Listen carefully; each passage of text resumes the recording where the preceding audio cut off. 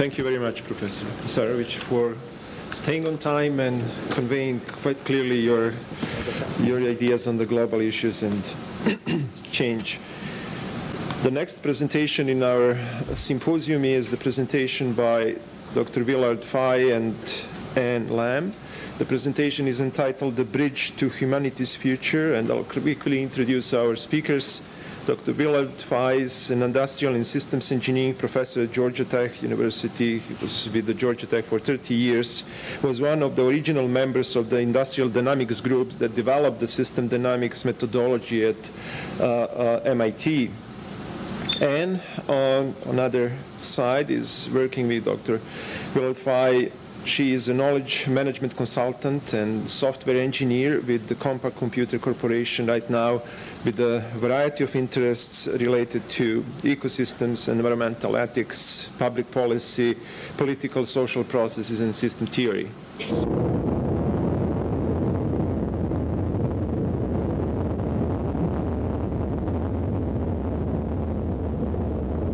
We are all involuntary passengers on a small open spacecraft. All that stands between us and the frigid vacuum of space is a 30-mile thick blanket of air that we must breathe to live, and a higher layer of ionized atoms that solar radiation heats to more than 1,000 degrees Kelvin. All life on the craft depends on sunlight converted to nourishment by plant photosynthesis. Land plants grow in a thin layer of living soil. Plants absorb carbon dioxide and exhale oxygen, while animals do the reverse. Widespread, diverse plant and animal life forms regenerate the elements necessary for life support and provide flexibility under stressful conditions. This fragile balance of water, atmosphere, soil, and life forms necessary for human survival took more than 2 billion years to create. In the last 5,000 years, one species alone out of millions has altered the evolution of life on Earth and compromised its life support system. Formerly, all species were created and modified by mutation or long-term natural selection to survive in local environments which created the global atmospheric, soil, and water balances necessary to support all life for eons. Now, the local and global balances are being destroyed as the evolutionary process that changed species to fit their local environments is being transformed into the destruction of the global environment to realize the short-term desires of this one species. Humanity is so ignorant of and apathetic toward the details of the automatic natural life support balances that it is threatening its own survival as it allows its acquisitive leaders to become wealthy. The ecocosm is the whole Earth system, including the planet, the natural non-human living systems, and the human presence, all constantly interacting. The ecocosm paradox postulates that the environmental crisis arises from the growth of world human consumption, the link between the natural environment and the human presence. Human consumption draws resources from the environment and turns them into waste. When people cut the trees of a forest or pump oil from a well, they do it to provide products for humans to consume. Tragically, the world human system is so dependent on consumption growth that if growth were to stop to alleviate the environmental crisis, major economic, financial, social, and military disasters would threaten human survival. You are watching the development of human warfare, from local, weaponless, non-lethal territorial combat between individual animals to global nuclear war between allied blocs of nations representing billions of people. The weapons in the early human conflicts were primitive stone spears, knives, and arrows. When horses were domesticated, they were used to pull chariots and to carry riders. At sea, wooden oar-powered galleys used catapults to hurl projectiles. As technology advanced, bronze replaced stone, then iron replaced bronze. Guns and cannons replaced catapults, spears, and arrows, and armored vehicles replaced chariots. Galleys were replaced by sail-driven frigates, then by metal, steam-powered battleships, submarines, and aircraft carriers. Recently, atomic weapons delivered by aircraft and missiles brought war to everyone. Now computers, wireless communications, the internet, and smart, miniaturized, biological, chemical, and nuclear superweapons have created the potential for a species-threatening, pervasive, global killing field with no battle lines. This escalation in the power and extent of human aggression has occurred in evolutionary twinkling. The horrors of humanity's military history are shown in reenactments of 7 battles that changed the course of history and illustrate advances in weapons technology: Gaugamela, Actium, Agincourt, Yorktown, Gettysburg, Midway, and Hiroshima. If the environmental crisis created by humanity's growing intervention in the natural life support system cannot be effectively resolved soon, humans will use modern warfare, their ultimate conflict resolution method, to decide the issues arising from water and material shortages, environmental catastrophes, leadership power struggles, worldwide financial collapse, and failures of the production, distribution, utility, and service functions. Humanity's insensitivity to and acceptance of the massive death and destruction of modern war must end to prevent a violent resolution of the Ecocosm paradox. UN data for world human population are plotted left on a linear vertical scale. The same data are plotted right on a logarithmic scale. The exponential shape on the log scale depicts an exponential function whose doubling time is getting shorter. We call it a hyperexponential. Human population is now 6 billion. An additional billion people is added about every 10 years. As the annual growth rate has increased, population doubling time has fallen in the last 500 years from 650 years to its present doubling time of 34 years. The acceleration of population growth is caused by technology-driven health advances that reduce the death rate. Though births per year have fallen also, the world human birth rate is still more than twice the death rate, and major new health advances appear imminent. Strong population growth is not over. UN data show the growth of the world per capita GDP index. This linear time history on the log scale from 1950 to 1980 indicates exponential per capita consumption. World consumption is the algebraic product of average annual per capita consumption and human population. In this graph, per capita consumption doubles in about 30 years. With population doubling every 35 years, their product, world consumption, quadruples in 30 to 35 years. Stopping population growth will not stop consumption growth. If current population growth and per capita consumption growth continue, by the end of the 21st century, world human consumption will be 50 times as large as it is today. Since even today's consumption clearly is unsustainable, such growth will devastate the environment. Both population and per capita consumption have positive feedback loops that force them to grow. Population growth is driven by a natural reproduction loop and a biotechnology loop that extends life expectancy. Per capita consumption growth is caused by technology loops reinforced by world economics and government action loops. Environmental collapse, resource exhaustion, and toxic pollution constraints may create negative loops that will finally stop the growth. The causal loop diagram for human population shows 1 positive and 5 negative loops. Today, human fertility produces new humans faster than deaths and shifts to the non-reproductive state can remove people from the childbearing population that energizes the positive loop. This is the first positive loop that forces consumption growth. In most nations, both birth and death rates are falling. Death rates are falling as public health measures and medical technology extend human lifespan. Funds and benefits from medical consumption motivate biotechnologists to increase research to find more medical products that lower death probabilities even further. This biotechnology loop is the second positive population loop. It makes population's exponential growth hyper. Technology conceives and produces virtually all the products humans consume. Most technological advances result from organized research by highly trained people working for governments or private organizations. In the upper part of the technology causal loop diagram, research and design effort leads to new knowledge and products. These motivate higher per capita consumption than increases consumption. Increased consumption of technological products provides many benefits and disbenefits. Both motivate more research. Technology is a positive feedback process in which theories and products developed by scientific research produce results that lead to more research and more trained people to do more research.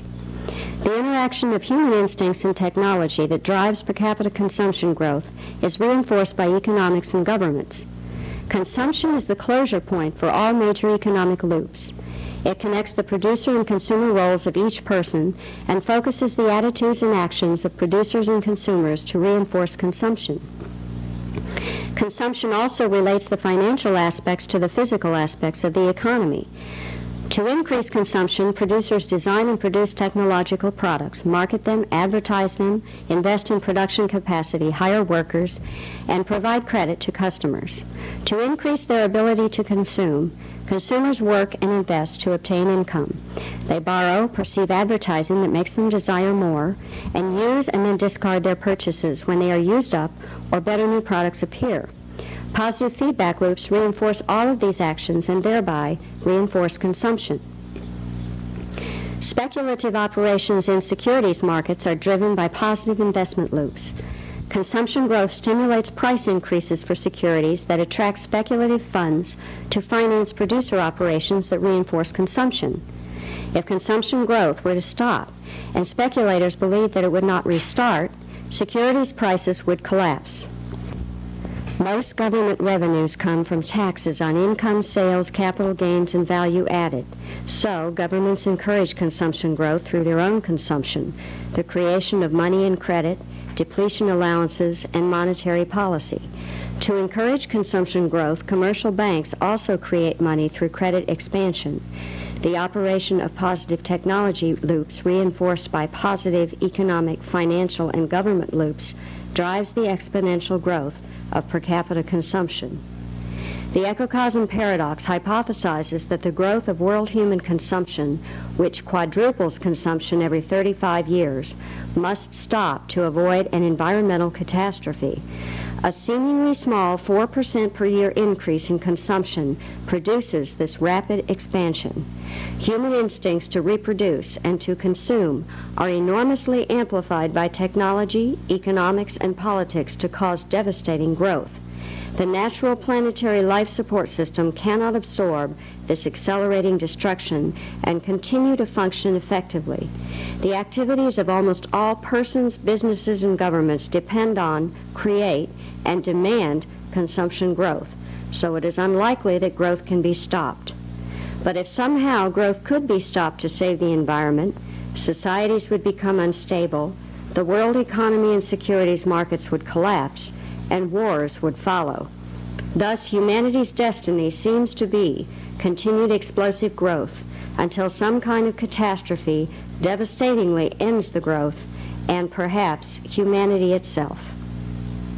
No currently proposed solution to the environmental crisis faces the reality that the Earth is finite and human consumption growth must not only stop, but it must be reduced to a long-term sustainable annual amount.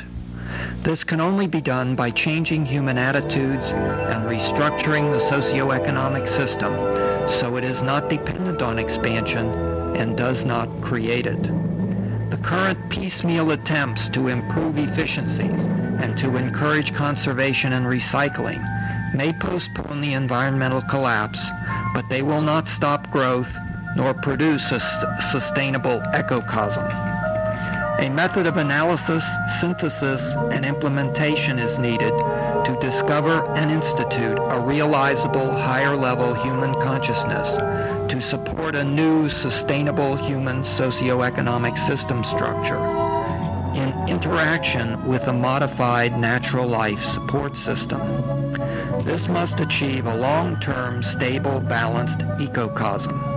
It must be in harmony with human instincts, desires, and capabilities, with plant and animal community functions, and with planetary dimensions and resources.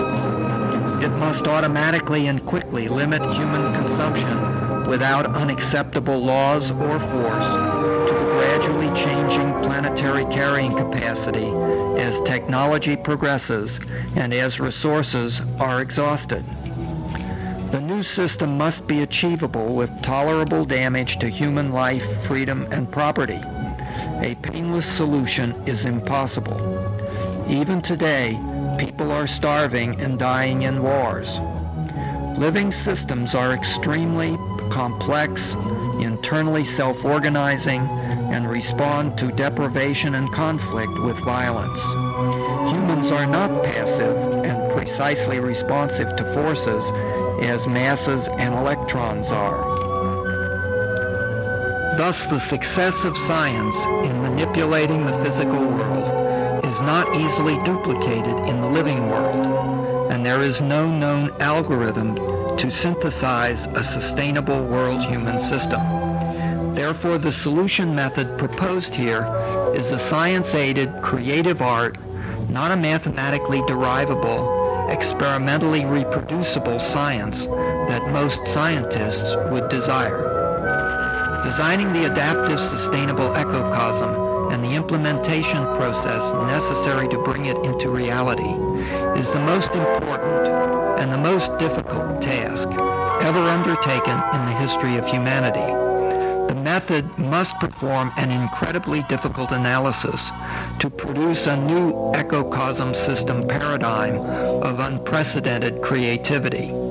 It can only begin to implement its changes with the cooperation of a substantial fraction of influential human leaders and groups who in the past have rarely agreed even on trivial issues. If any of the recommendations are wrong, a catastrophe rather than an improvement may occur. There may be no second chance because changes will have been made that cannot be reversed. Science has produced such toxic materials, powerful forces, and destructive weapons that immense planetary damage can arise from small errors in the planned interventions or from aggression by terrorists, criminals, or warlords. Thus, the method's task is extremely difficult. The time available to do it is unknown but short. The margin for error is tiny, and the likelihood of a second chance is small. This is not a task that anyone would want to perform unless humanity's survival depends on it. We believe that it does.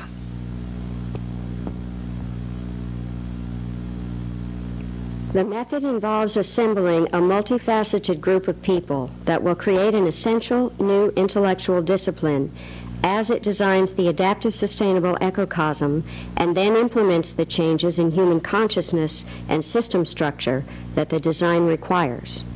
In order to understand and modify the ecocosm, the designers must be able to conceptualize and analyze the ecocosm as a whole living, noisy feedback control system.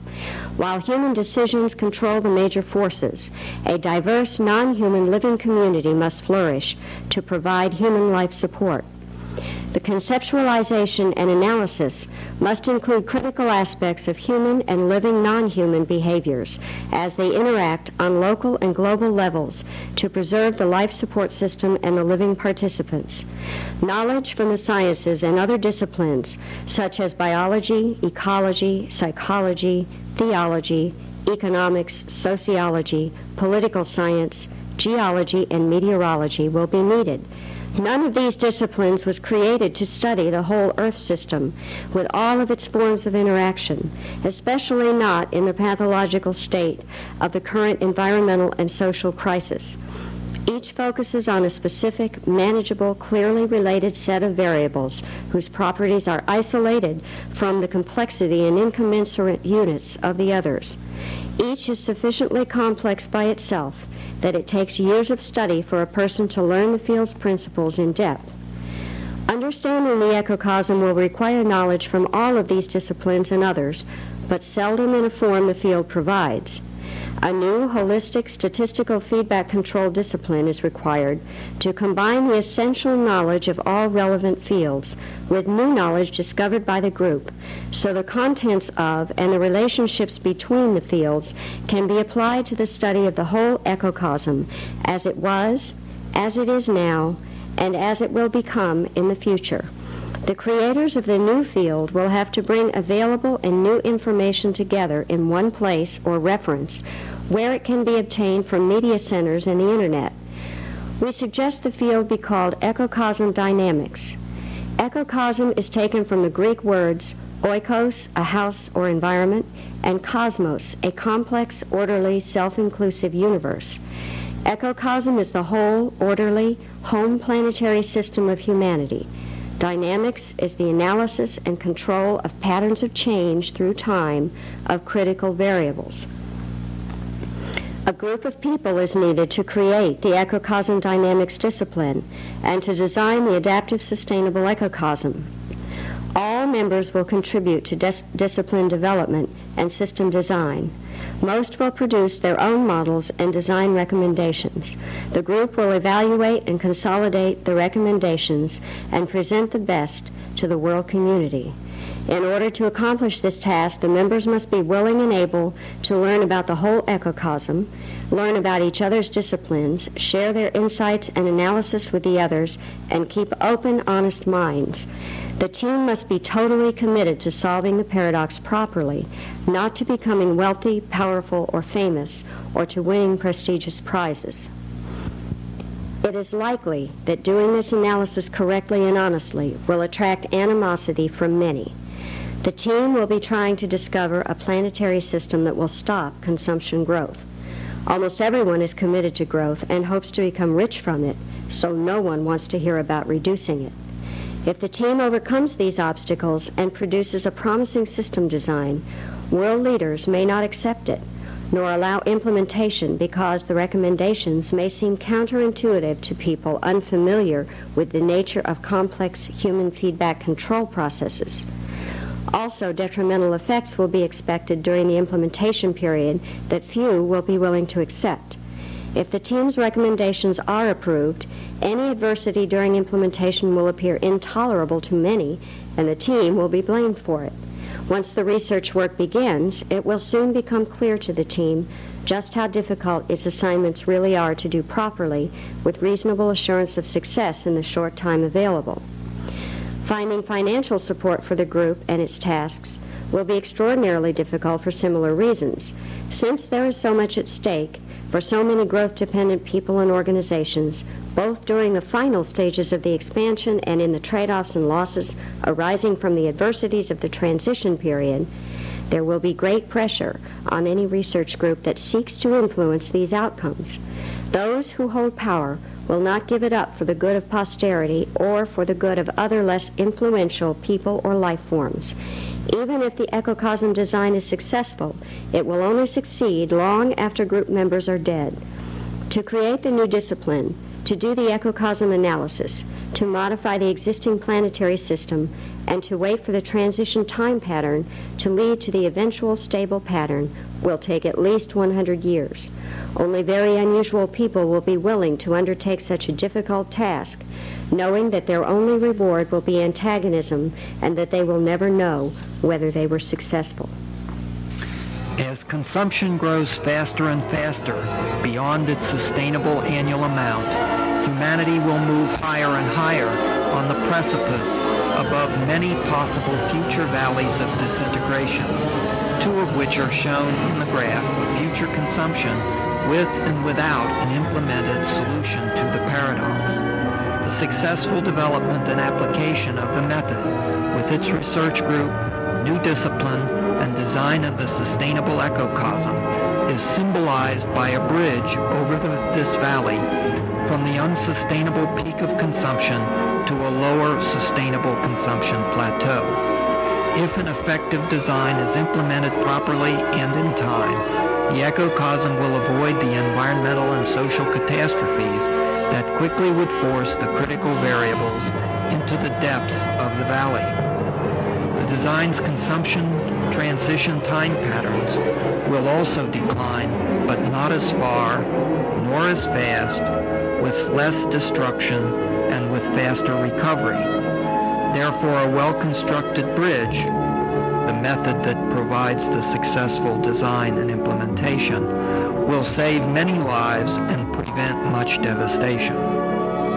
We call the effort to design an adaptive, sustainable ecocosm Operation Rainbow Bridge. The rainbow, in the traditions of many cultures, symbolizes hope for future well-being after adversity and/or cooperative diversity. It suggests that dishonest and destructive forms of competition will be eliminated, that all of Earth's diverse people will equitably share information, resources, and influence, that the adversity of the implementation will be tolerable, that a sustainable ecocosm will be achieved, and that the result of the reformation process will be to unify all people in their resolve to maintain their stable ecocosm. Perhaps the most difficult aspect of the ecocosm paradox solution will be the planning and implementation of the transition to the sustainable ecocosm. In order to stop consumption growth and to obtain long-term stable consumption, certain changes must occur in humanity's consciousness and in the ecocosm's feedback structure. The design effort must identify these changes. In order to obtain improved performance in the real ecocosm, these changes must actually be realized in the operating structure. The ecocosm's operating feedback structure is created and maintained by the thoughts and actions of humans. Therefore, changes in collective human higher consciousness must be substantially established before any new loop structure will function properly. The elements of the new higher consciousness are not all clear, but at least humans must overcome their selfishness, vengefulness, and aggression. We must be able instinctively to forgive, to share, and to treat others with honesty, consideration, and respect.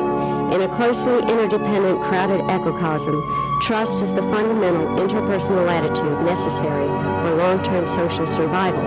Trust cannot persist between people and groups, and the violent resolution of conflicts will not end unless humanity develops these higher instincts.